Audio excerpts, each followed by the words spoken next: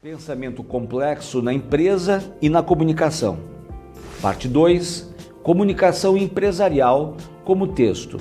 O texto, esse objeto tão conhecido, tão presente na nossa vida, está presente também nas organizações desde sempre. Na verdade, como o texto é pensado, antes de tudo, como um artefato, como um meio de comunicação, um modo de expressão de ideias, de pensamentos, e no interior das organizações ele se reveste de um caráter altamente pragmático. Muito bem. No entanto, ainda que seja assim, e ainda que venhamos estudando o texto na escola, boa parte do tempo reservado à teoria na escola, boa parte da experiência escolar envolve o texto direta ou indiretamente. Bom, existem dois conceitos relacionados, por sua vez, ao conceito de texto, que nós precisamos conhecer, porque esses dois conceitos também vão ser úteis na nossa reflexão ou na nossa analogia entre comunicação empresarial e texto. Que conceitos são esses? O primeiro conceito é de tipo textual. O que são tipos textuais? Dentro de uma terminologia mais ou menos ultrapassada na escola, nós aprendemos que tipo textual, basicamente o tipo textual, na verdade, eram três formas, três modelos textuais conhecidos como narração, descrição e dissertação. Presentemente, nós de um modo geral também, os teóricos, vamos dizer, preferem a expressão tipo textual e também fazem uma apreciação, digamos, mais abrangente, mais alargada desses tipos. Então, muito frequentemente ouvimos a referência a 5 ou 6 tipos textuais. Quais seriam eles? O tipo textual conhecido como relato, que é diferente do tipo textual que é a narração. O relato, ele é talvez menos complexo que a narração. A narração prevê, por exemplo, a invenção de personagens, o tipo de ação que temos numa narrativa, como um romance, por exemplo, como um conto, é diferente do tipo de organização que se encontra num relato. Um texto de jornal, uma notícia, por exemplo, é um relato. A informação, o modo pelo qual você relata um ocorrido no seu dia a dia, uma passagem, alguma coisa que tenha acontecido, por exemplo, lá, enfim, na rua, quando você se reporta a essa ação, a essa situação ocorrida com você, isso, via de regra, é um relato. Um boletim de ocorrência, se você já viveu essa situação, o boletim de ocorrência também é um relato. Então nós temos um tipo textual chamado relato, outro tipo textual que é a narração, um outro tipo textual que é a exposição, ainda um tipo textual chamado de argumentação e, finalmente, o tipo textual chamado injuntivo ou injunção, que, na verdade, se faz referência aí aos textos que exprimem algum tipo de instrução, como, por exemplo, os manuais, as receitas e assim por diante. Então, essas formas, esses modelos, esses tipos, são, na verdade, em número mais ou menos limitado, como 5 ou 6, conforme a terminologia adotada, conforme a ótica adotada por algum teórico. Do outro lado, no entanto, nós temos os gêneros textuais, em número muito extenso. O gênero textual, toda vez que se usa essa expressão gênero textual, se pensa ou se evoca a ideia de uma prática, de uma função. O gênero textual é utilizado para se agir, para se cumprir determinada função, determinada intenção comunicacional. Por exemplo, fiz referência agora há pouco à notícia de jornal. Esse aí, a notícia de jornal, é um gênero textual. Como uma receita de bolo é um gênero textual. Um romance, um conto, um poema, da mesma forma, são gêneros textuais. Todos eles imbuídos de uma função. e de uma intenção. Quem lança a mão, portanto, de um gênero textual para se comunicar, tem presente determinada intenção, de caráter estético, que ainda seja no caso do poema, no caso do conto, no caso de um romance, mas também no caso de gêneros textuais extremamente pragmáticos, como, por exemplo, um memorando, é um gênero textual, um telefonema, um recado, um bilhete, da mesma forma, são gêneros textuais.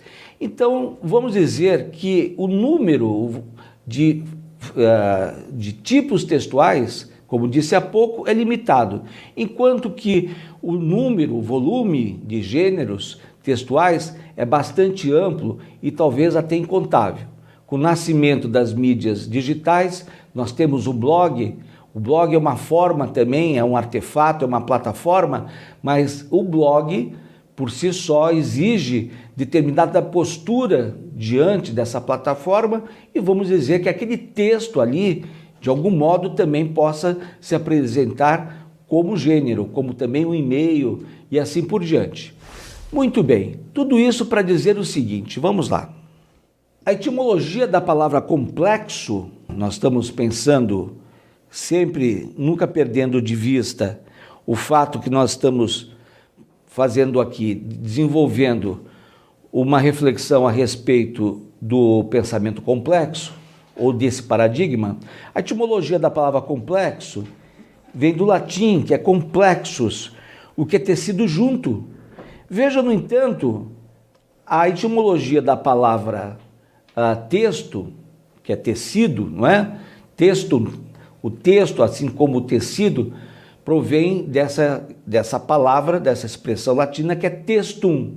E tanto no caso do tecido, o pano, aquilo que de fato é tecido com fios, como o próprio texto, nós pensamos em cada um desses objetos como uma forma de entrelaçamento de fios, obviamente no caso do tecido, do pano, ou de palavras, no caso da construção textual, e, portanto, da ordenação e da organização de ideias. Vamos dizer, isso também é outro conceito muito importante para nós, um texto, escrito ou falado, é um todo gerador de sentido.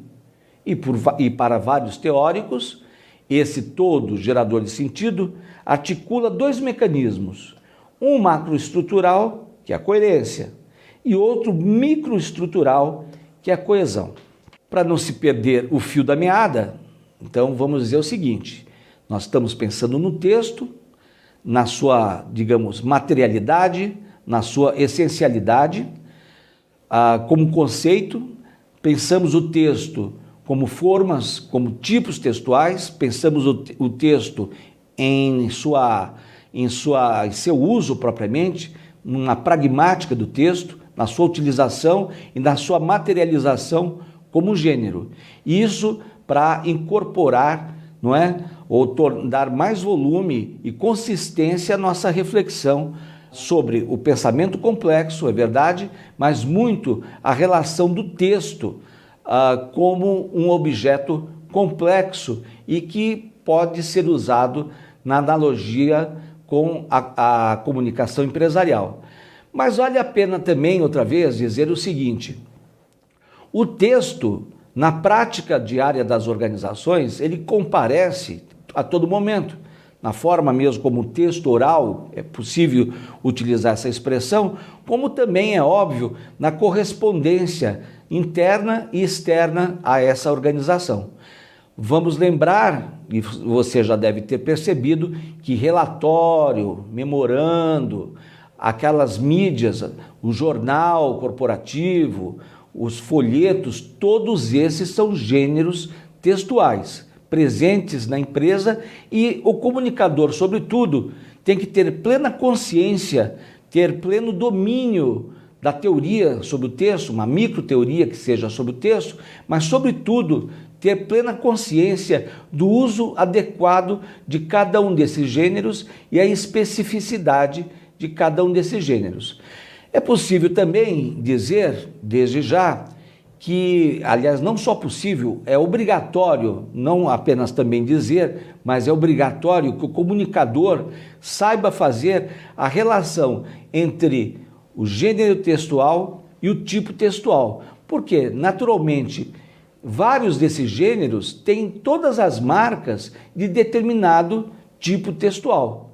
Então, por exemplo, um memorando, dependendo de como esse memorando se comporte, ele pode ter, por exemplo, todas as marcas do tipo textual chamado relato, ou mesmo do tipo textual conhecido como exposição, ou se ele for por outro lado, um relatório, um manual, vamos pegar o exemplo do manual, ele tem as marcas do tipo textual chamado injunção. É o texto, o tipo injuntivo que é próprio daquele tipo de texto, né, cuja natureza é mesmo de alinhar determinadas instruções. Bem por isso que os manuais, as instruções de utilização de um eletrodoméstico assumem um tom de ordem propriamente. É essa que é a injunção. Aqui já aparece um outro muito conhecido conceito na reflexão sobre texto, que é o conceito de coerência. Lembrando mais uma vez que nós não estamos vendo isso de forma fragmentada ou separada de uma reflexão maior sobre o pensamento complexo e a comunicação empresarial, não é? Eis aqui, portanto, esse nosso esforço tem que ter como mira um empenho maior em favor do conhecimento desse pensamento complexo. O conceito de coerência é de fato um dos mais complexos no estudo do texto. Embora seja uma palavra utilizada no dia a dia, agir com coerência significa, em grande parte, agir segundo determinado padrão lógico, um certo padrão de, vamos dizer, até de fidelidade a si mesmo, por exemplo, não é? O agir coerente, naturalmente, é coerente conforme determinado contexto, conforme determinado processo. Mas a coerência, ela tende, como processo, a conservar determinadas marcas, determinados mecanismos. Muito recorrentemente, esses mecanismos são aqueles de causa e efeito, e, portanto, quem age de forma coerente, age segundo determinados valores, determinadas regras mesmo de causa e efeito, e muito conforme uma percepção em relação àquilo que se faz em determinado momento. Ser coerente consigo mesmo significa, por exemplo, manter certo padrão de comportamento. A coerência é tudo isso. A coerência é também, nos termos da construção de um texto, manter um foco, como nós vamos ver no texto que vamos ler. A coerência é uma relação que se estabelece entre as partes de um texto, gerando uma unidade.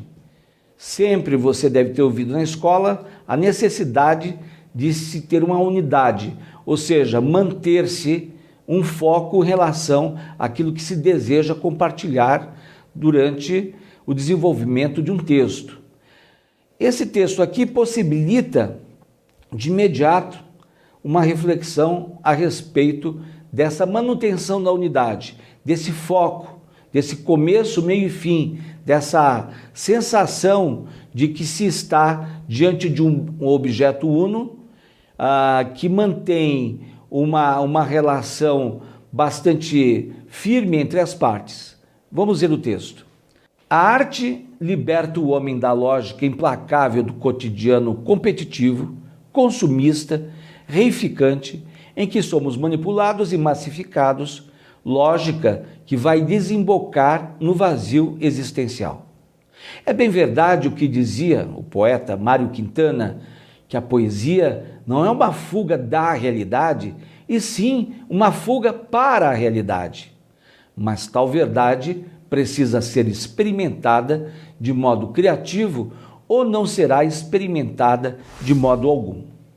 A arte propicia e estimula uma visão realista que supera em muito o realismo redutor e antiestético a que somos submetidos diariamente, realismo que por vezes chega a reduzir também a própria arte em mero e cansativo entretenimento, em manifestação vaidosa de status social ou poder econômico, em instrumento de marketing e em outras coisas. Texto desse autor, que é o Gabriel Périssé, autor de vários livros, muitos deles relacionados à área textual, da reflexão sobre, enfim, a função do texto, e também muito sobre educação.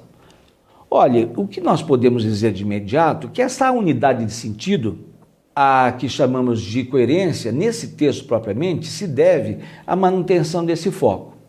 Há, vamos dizer, um compromisso em falar de uma e única coisa, nesse caso, pelo menos no início desse texto, que é a questão da arte, que significa arte, e o autor não perde o foco, ainda que eventualmente ele, vamos fazer aqui uma analogia rápida, se ele estivesse no centro de um palco, tá? Esse foco é justamente a luz sobre o ator, ainda que de vez em quando esse foco, essa luz, ela possa ser projetada sobre a plateia, mas na verdade o foco é o ator. Então a coerência age assim, essa conservação de único foco. Vamos voltar ao texto rapidamente? Ele começa a falar que a arte propicia e estimula uma visão realista e diz por quê. Há um compromisso, portanto, de desenvolvimento desses dois conceitos, dessas duas ações. A arte propicia e estimula uma visão realista.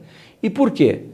Entre outras coisas, porque ela é capaz que supere muito o realismo redutor. Essa visão realista não se confunde com o chamado realismo redutor, antiestético e, enfim, com todas as outras denominações, com todos os outros adjetivos para se pensar num tipo de visão realista favorável ao indivíduo, né, positiva, cheia de positividade, e uma outra visão estereotipada, cansativa, como se diz em determinado trecho desse texto.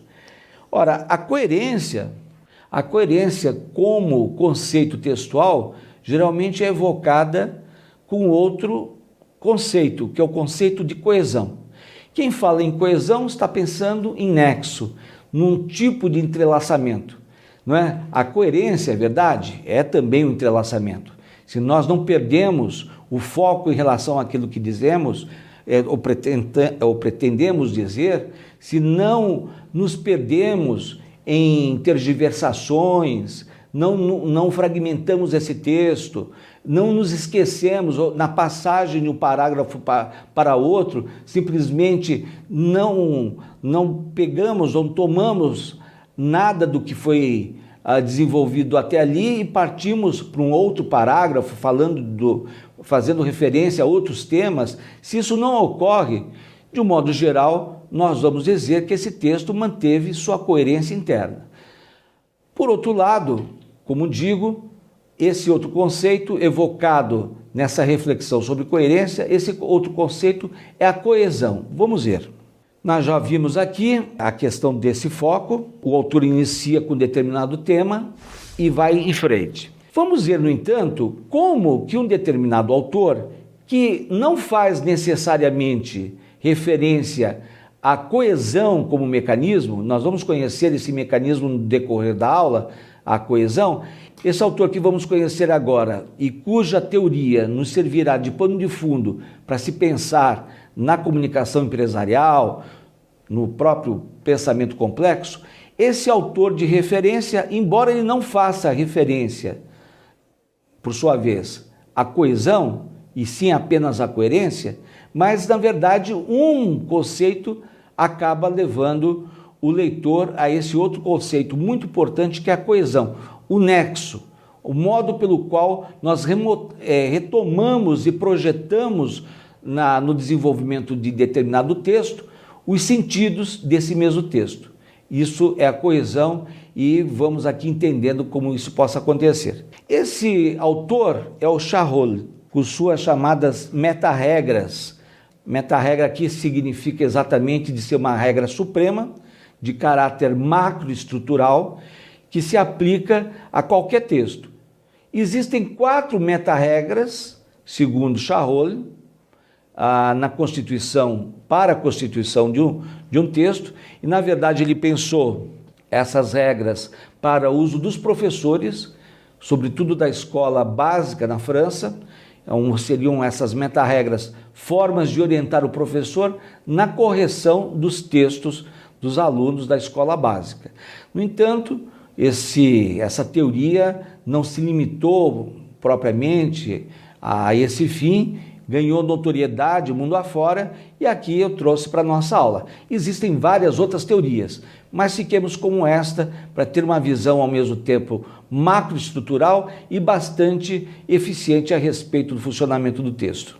Bom, a primeira meta-regra: para que um texto seja microestruturalmente e macroestruturalmente, então o que significa dizer microestruturalmente no nível da coesão, da amarração, talvez no interior de uma frase, de uma oração, de um parágrafo, mas também, sobretudo, pensando no mecanismo da coesão. Tá? Daqui a pouco nós vamos ver melhor o que é a coesão. Microestruturalmente e macroestruturalmente, ou seja, no nível da coerência, né? Para que um texto seja coerente, é preciso que contenha no seu desenvolvimento linear elementos de recorrência estrita. E essa aqui, então, o que acontece? Se nós formos voltar ao texto que acabamos de ver, pensando nessa meta-repetição, vamos ver se encontramos a aplicação dessa regra. Não que esse autor tenha pensado, eu vou escrever esse texto utilizando as meta-regras. Não, obviamente que não. Se faz o texto de forma mais ou menos, de forma bastante livre, né? Não de forma inconsciente, isso nunca, mas sem se teorizar necessariamente sobre sua feitura. Se faz de forma espontânea nesse sentido. Mas, de qualquer forma, a partir de um produto entregue, o texto, é possível teorizar a respeito da sua fatura, do seu desenvolvimento. Vamos ver como é que acontece essa recorrência estrita nesse nosso texto. A arte liberta o homem da lógica implacável do cotidiano competitivo, consumista, reificante. Reificante significa capaz de coisificar o indivíduo, torná-lo coisa, em que somos manipulados e massificados. Lógica, olha aqui uma repetição.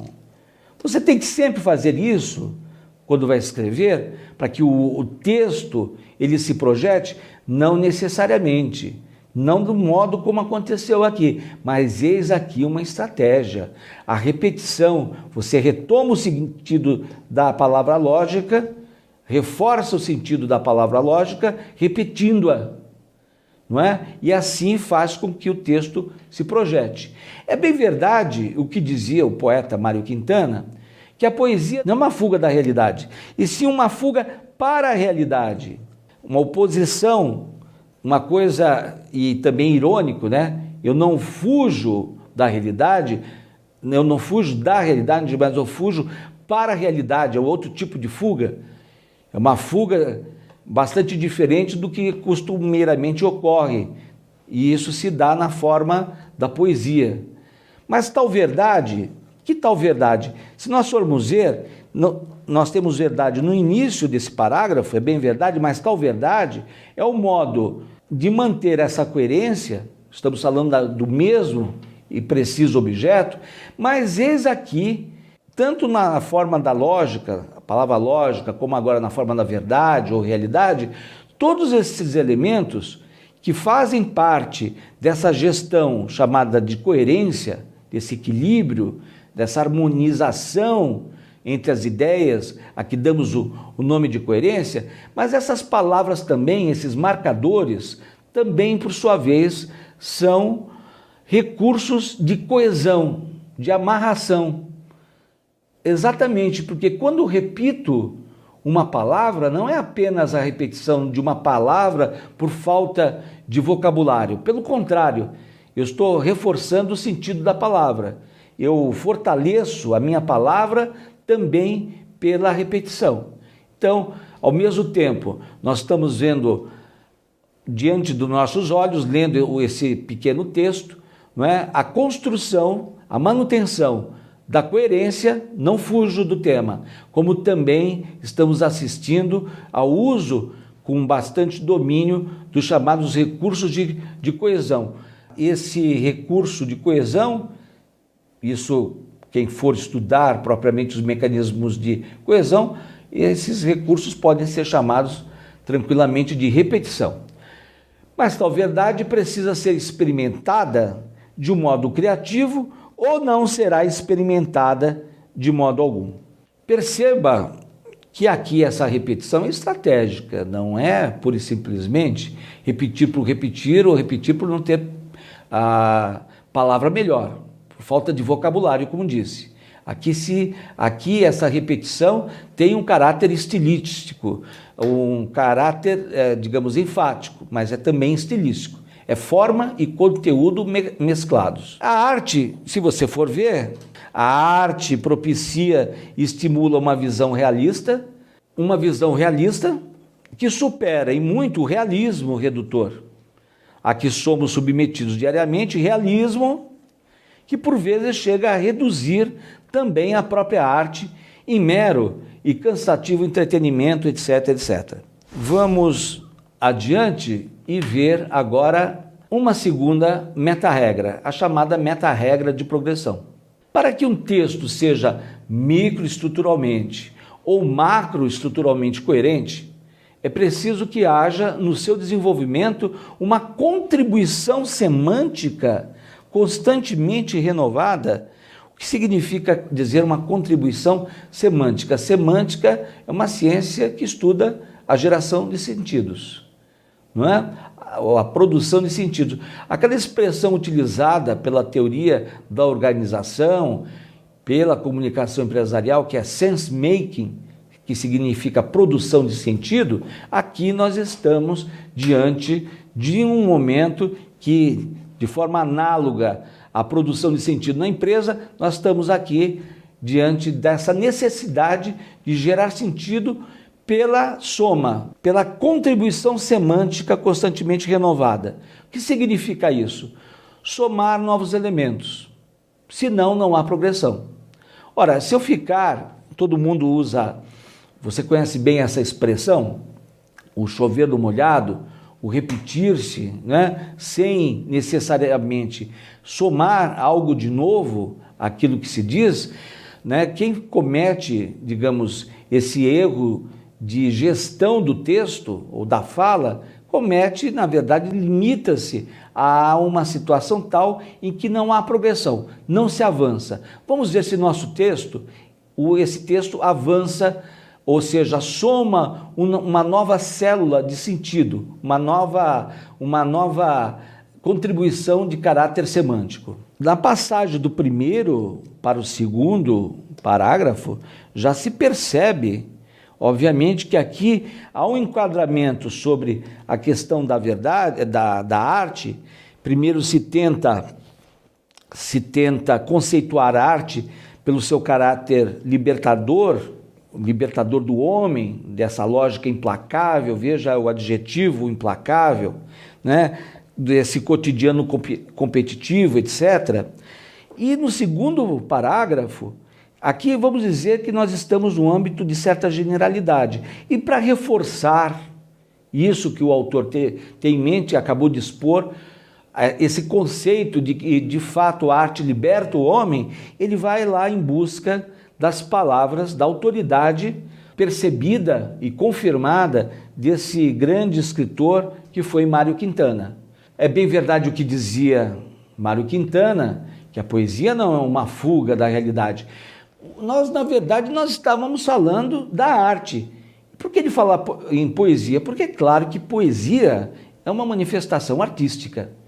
E uma manifestação artística que, nos termos e na concepção desse poeta, tá, é uma uma expressão artística capaz de propiciar uma fuga, não da realidade, mas uma fuga para a realidade. Por outro lado, existe aqui essa conjunção adversativa, mas tal verdade precisa ser experimentada de modo criativo ou não será experimentada de modo algum. Ou seja, um outro ângulo ainda dentro dessa percepção. Essas aspas aqui não são aspas do pensamento do Mário Quintana, na verdade, aspas pertencentes, não é, que delimitam aí o texto do Gabriel Périssé. Então, já vemos de um parágrafo para outro essa progressão. Houve progressão porque houve uma contribuição semântica, uma soma. O que você vai falar de novo? Sabe aquilo que você já deve ter ouvido da sua professora de língua portuguesa? Cada parágrafo, um assunto, não se trata de mudar de assunto de parágrafo para parágrafo, obviamente que não, mas é preciso manter o foco e acrescentar um dado novo sobre o assunto que você está, não é, ali focalizando, desenvolvendo. Ainda, se acontecer que de um parágrafo para outro se mude de tom, de perspectiva, é preciso, de qualquer forma, que essa nova perspectiva tenha uma relação de sentido, uma relação coerente com o que foi dito antes, não é? Porque senão nós não podemos justificar a presença de um parágrafo, digamos, solto. De vez em quando ainda os professores de língua portuguesa colocavam assim, parágrafo solto, qualquer coisa, o que essa passagem tem a ver com o trecho anterior. Qual é a outra meta-regra da não contradição? É preciso dizer o seguinte, no que diz respeito ao pensamento complexo, o pensamento complexo, já vimos isto, né? O pensamento complexo ou paradigma da complexidade, nós já vimos que no momento que esse pensamento ele se opõe à lógica aristotélica, não é? Ele diz que o objeto pode ser ao mesmo tempo uma coisa e outra, daí essa estética do abraço, da inclusão. No momento que diz isso, dentro do pensamento clássico, isso significa transgressão, significa romper com uma regra desse pensamento clássico, aristotélico e cartesiano, que é a regra da não contradição. Eu não posso afirmar e depois ir contra aquilo que acabei de afirmar. O pensamento complexo vai contra isso, mas ele sabe justificar-se. No entanto, em termos de texto, essa regra tem que ser obedecida, mesmo. Por quê? Para que um texto seja microestruturalmente ou macroestruturalmente coerente, é preciso que no seu desenvolvimento não se introduza nenhum elemento semântico que contradiga um conteúdo posto ou pressuposto por uma ocorrência anterior, ou deduzível desta por inferência. Então, se eu afirmo, se eu digo num determinado texto, uso de determinado conceito, como por exemplo, se alguém fosse falar, né, eu digo alguma coisa sobre esse grande paradigma que é o funcionalismo. Reconheço que o funcionalismo, ao longo de sua história, demonstrou ser bastante limitante, porque, entre outros motivos, cerceia a liberdade dos indivíduos, não confere a esses indivíduos autonomia no interior das organizações. Ora, se 2, 3 parágrafos depois eu me contradigo, dizendo não, que é exatamente o funcionalismo que emancipou os indivíduos, porque valorizava a sua liberdade, a sua criatividade, ora, flagrante contradição. Flagrante contradição. Então a meta-regra diz o seguinte, não se contradiga. Se você afirma, então assim é. Se você for contra aquilo que você mesmo diga, acabou de dizer, você terá que ter um bom motivo para que, talvez de outro modo, ir contra aquilo que eventualmente você terá afirmado. Então vamos ver se isso funciona no texto aqui do nosso autor. Olha, é como se dissesse que a arte liberta o homem da lógica implacável. E De repente, lá pelas tantas, páginas depois, esse mesmo autor dissesse que, bem, não liberta. Na verdade, não se trata de uma libertação, mas se trata apenas de um envolvimento tal que parece libertação. A arte, na verdade, acaba sendo entretenimento, na maior parte das vezes. A palavra entretenimento está aqui, né? Nesse momento em que se diz a que somos submetidos diariamente, realismo, é uma crítica ao realismo, que por vezes chega a reduzir também a própria arte em mero e cansativo entretenimento. É como se, de repente, eu reconhecesse que a verdadeira arte, afinal de contas, é entretenimento. Os filmes de Hollywood, que são verdadeiros catálogos de clichê, boa parte do tempo, ou seja, mais do mesmo, todas as narrativas ali estruturadas de forma protocolar, de forma cansativa nesse sentido. Você já viu tudo aquilo, embora na maior parte das vezes ainda se use uma roupagem que parece nova. Às vezes nem a roupagem é a nova, né? Os mesmos efeitos especiais que são utilizados como roupagem para as mesmas soluções narrativas. Ora, voltando ao texto, veja que essa ideia de arte liberta ela é defendida do começo ao final. Não é exatamente isso que se tem? Se faz uma crítica a um tipo de realismo redutor que não tem nada a ver com a verdadeira arte.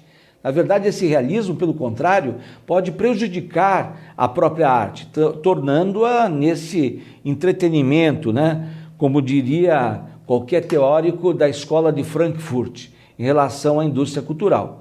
Então, mais uma vez, esse nosso autor, conhecendo ou não conhecendo bem as meta-regras desse teórico francês, verdade que ele utiliza com maestria, não é? Sabe aplicar.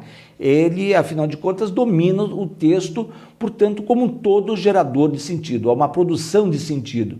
E mesmo essa geração, a toda vez reforçada, parágrafo a parágrafo, ao longo de um livro todo. Meta-regra da relação, é a última meta-regra da relação, ou de relação.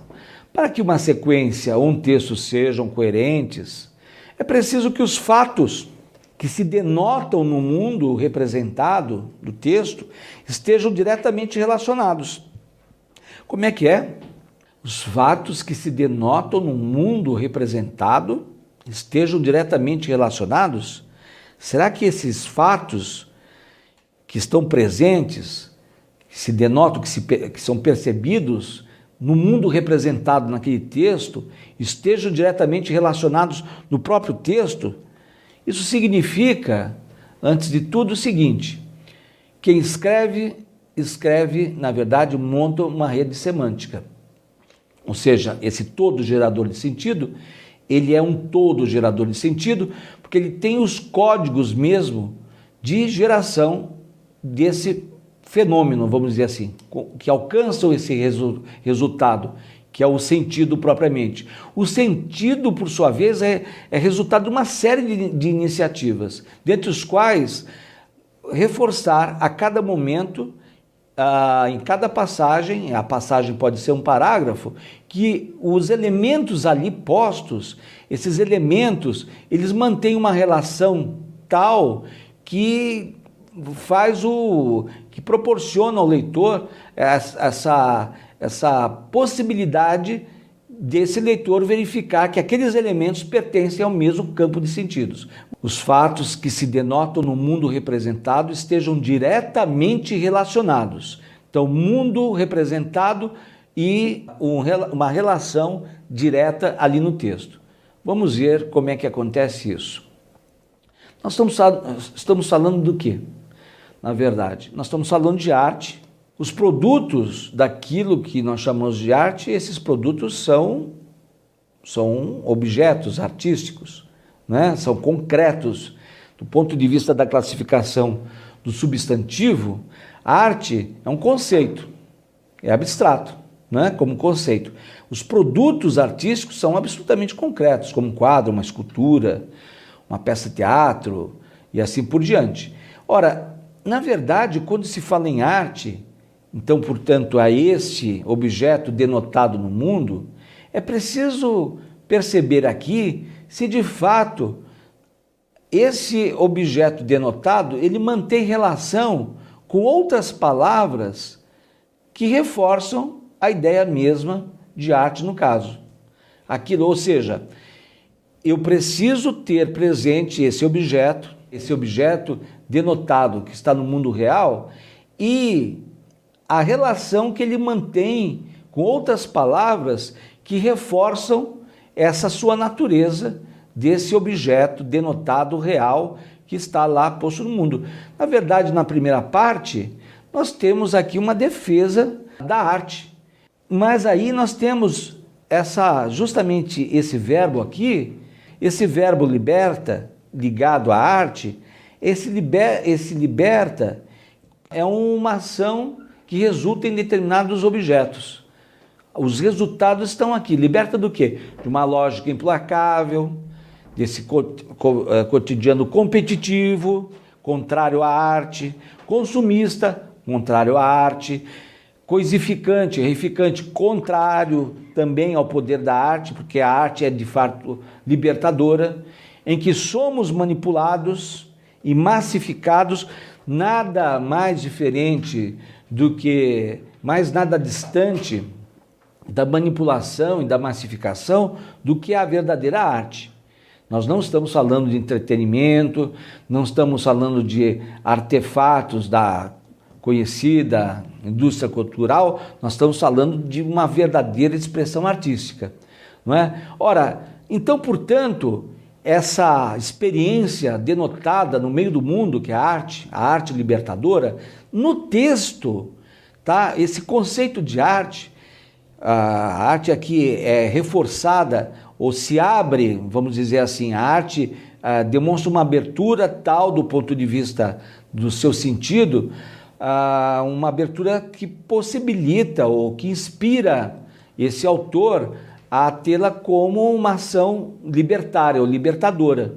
E aí o que acontece? No momento que se faz isso, tá? A arte e esse seu poder de libertação impõe a esse nosso autor, não é? A relação entre a ação de libertação e o objeto do qual somos libertados, que é justamente essa lógica implacável, o cotidiano, é uma resistência à manipulação, é uma resistência à massificação, e bem por isso que cai como uma luva o exemplo aqui entregue pelo Mário Quintana. A evocação do Mário Quintana nada mais é do que provar que de fato a arte liberta, e de uma forma muito especial. Não é uma fuga da realidade, mas uma fuga para a realidade.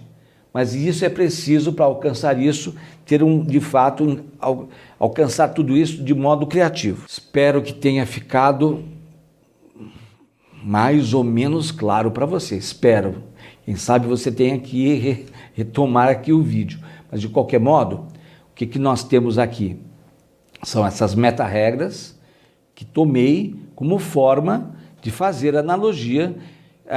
Primeiro, tomar dessas meta-regras, se relacionadas a texto, o modo de nós compreendermos uma outra faceta do pensamento complexo, né? Na verdade, a complexidade é essa grande capacidade de unir, de jogar unindo, costurar, assim como o próprio texto, que é um entrelaçamento, né? O textum é um entrelaçamento.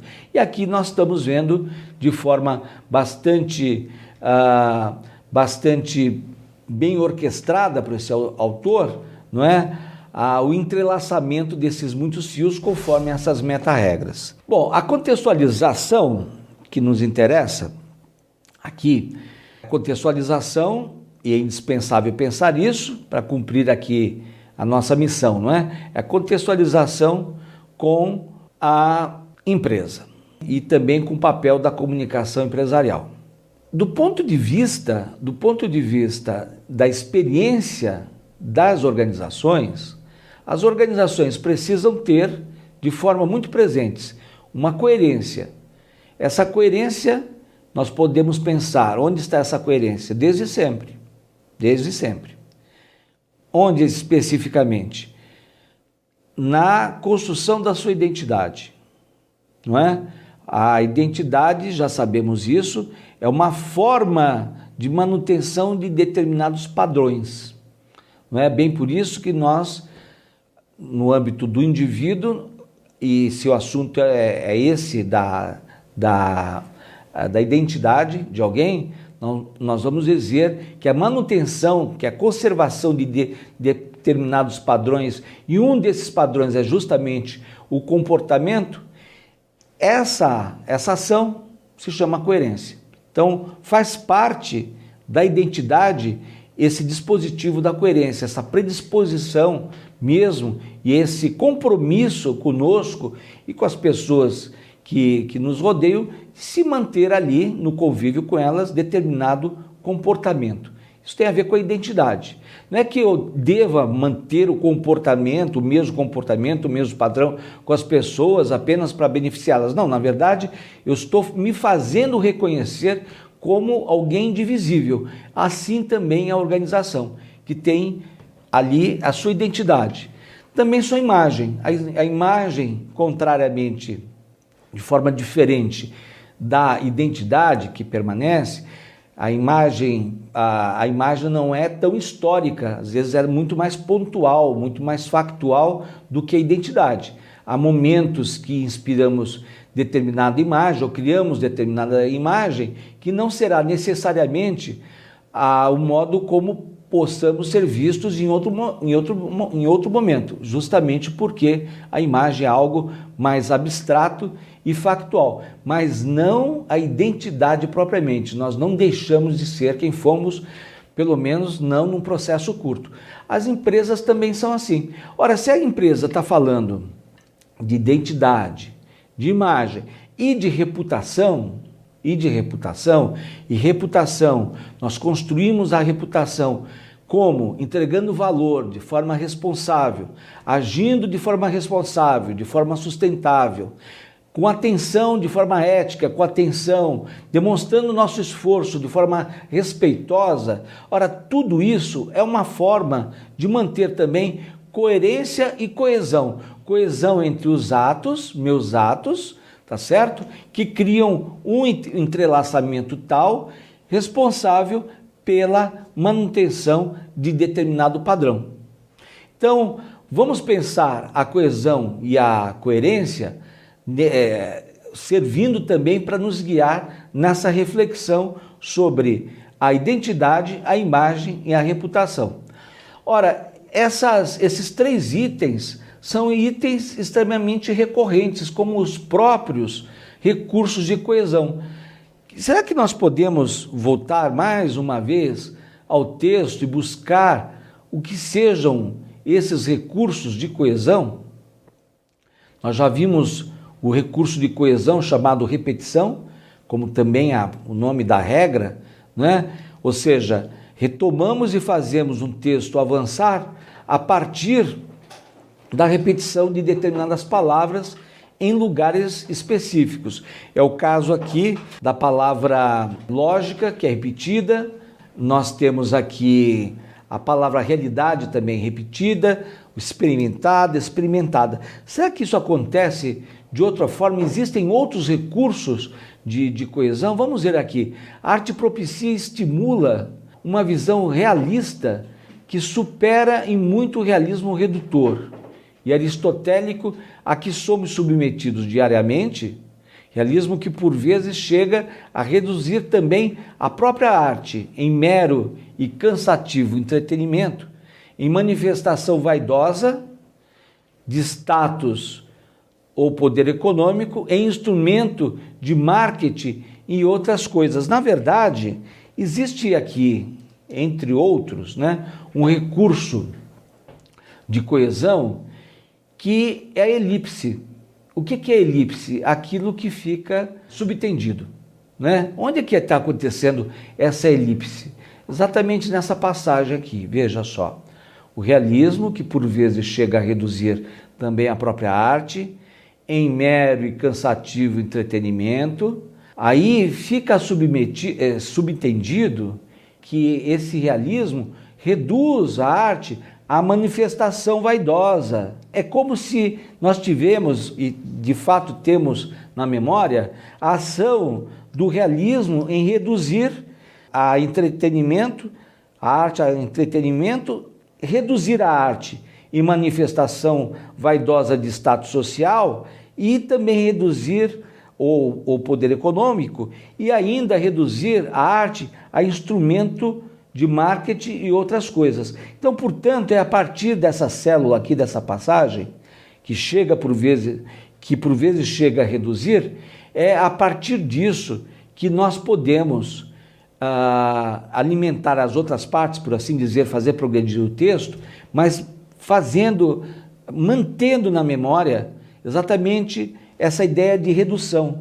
Então é como se nós pudéssemos retomar na nossa memória o sentido do verbo reduzir, aplicando o efeito de reduzir, não apenas a própria arte que é reduzida a entretenimento, é reduzida a manifestação vaidosa e reduzida a instrumento de marketing. Isso se chama elipse, ou seja, é aquilo que fica subentendido.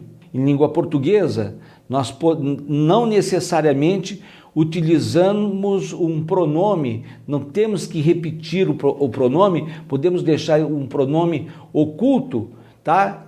No momento que deixamos um pronome oculto, não precisamos repetir ele, podemos simplesmente deixar subentendido que esse ele, que não precisamos repetir a todo momento, portanto, esse pronome. No momento que fazemos isso, deixamos esse pronome em elipse, ou seja, de forma subentendida, né? Em gramática é o famoso, ou pode ser o famoso sujeito oculto, que fica ali subentendido. Então isso também é um efeito ou um recurso de coesão e que, no entanto, de forma análoga, nós podemos perceber no esforço das instituições. Vamos entender apenas essa passagem, tá? Rapidamente aqui, na contextualização. Isso, na verdade, poderia ter me prolongado bastante mais, mas apenas como referência para nós. De forma simplificada, podemos afirmar que as discussões em torno do esforço de integração das ações de comunicação demonstram o modo pelo qual as partes se integram umas às outras e juntas tentam cumprir metas. Por exemplo, se formos considerar as relações entre a gestão da reputação e a comunicação interna, veremos que necessariamente ambos os projetos se obrigam a manter-se fiéis a textos, conjunto de discursos e práticas específicos produzidos na dinâmica que os une, embora os próprios agentes, às vezes, não se deem conta do grau de interação que operam entre as áreas. Essa manutenção de elementos convencionais, mobilizados ao longo dessa relação, é uma forma de demonstrar coerência ao se conservar o foco para onde convergem. No caso da reputação e a comunicação interna, claro, a reputação não é uma prática, um projeto, uma intenção voltada tão apenas para o exterior, para contagiar um determinado público. Ora, nós temos que sentir a boa reputação ou não de uma instituição no interior dessa mesma instituição. E, na verdade, se essa reputação for de fato boa, há uma necessidade de se diagnosticar sistematicamente a reputação de determinada organização. Ora, a comunicação interna tem também um papel bastante importante na divulgação dessa reputação. Claro, é a partir da comunicação interna, por exemplo, que se contrata uma agência de propaganda, que poderá cuidar também do fortalecimento dessa reputação. Do ponto de vista das nossas meta-regras, se você for ver aqui a meta-regra da repetição, claro que uma empresa fala dela o tempo todo. Claro, senão ela esquece quem ela é. Na verdade, ela se repete para não esquecer aquilo que lhe é mais absolutamente decisivo, a sua própria identidade. E nós sabemos aqui que aqueles símbolos, os ritos, as cerimônias, a linguagem, tudo, a missão propriamente que é repetido, tudo isso é uma forma de se adotar, pelo menos metaforicamente, a meta-regra da repetição aí do Charolles. Claro que, obviamente, você provavelmente nunca vai ouvir alguém fazer essa associação, isso aqui é uma contribuição minha, né? Eu que originariamente venho da área dos estudos linguísticos, uma contribuição minha para a teoria das organizações, uma modestíssima contribuição, também uma forma didática de compartilhar com você uma série de conceitos, muitos deles complexos, extensos, etc, etc. Mas, voltando às nossas regras, na meta-regra de repetição, a missão, a visão, os valores, o cerimonial, a cultura organizacional, tudo isso se dá por repetição. Tudo isso se dá por repetição. Eu não posso me esquecer quem eu sou. De forma, inclusive, muito vaidosa, as líderes de mercado vão repetir para o público e para si mesmas, que são líderes de mercado. São as melhores. São melhor, né? Que, afinal de contas, uma das palavras mais repetidas em propaganda, o melhor, novo e assim por diante. Do ponto de vista da meta-regra de progressão, nós podemos dizer que se a empresa não se lançar no novo, não for capaz de contribuir, não houver de fato desenvolvimento, uma contribuição semântica constantemente renovada, essa empresa não se renova efetivamente, não se mostra novo, não se projeta, não se areja, não é? Não se areja, não se reoxigena. É o novo, é a matéria dessa renovação. É óbvio, né? Isso é óbvio, até redundante, né? Dizer que o novo é a matéria da renovação. Claro, é óbvio, mas é assim que pensam as empresas. Elas jogam com a questão do novo. Não é por outro motivo que a palavra novo, né, esse adjetivo, está sempre presente na comunicação de marketing. Então, essa progressão, de forma análoga, né, se formos, portanto, continuar essa analogia, se dá mesmo com as novas experiências, a renovação tecnológica, por exemplo, o investimento mesmo em tecnologia, o investimento em gestão do conhecimento, por exemplo, e assim por diante. Qual outra contribuição? A da não contradição, vou dizer o seguinte: se a empresa seguir, tentar abraçar o pensamento complexo, a contradição não deve ser percebida como pura e simplesmente um momento de crise.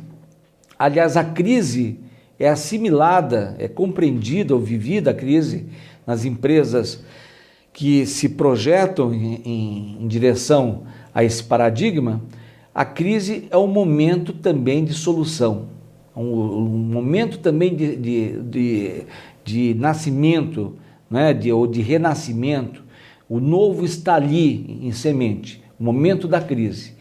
É justamente da crise que nascem grandes oportunidades de contemplação, no primeiro momento, da própria crise, da sua especificidade, do quão prolongada ela pode ser, mas é um momento também de superação, não é? Isso parece até fazer parte, esse tipo aqui de afirmação, de um senso comum, que diz a todo momento que no momento de crise, para cada crise há um momento de oportunidade. A empresa, movida pelo pensamento complexo, comporta-se dessa forma. Dentro do assunto que nos interessa, a não contradição pode ser um momento de caos, de desordem. A contradição é um momento de desordem. Esse momento pode ser muito criativo.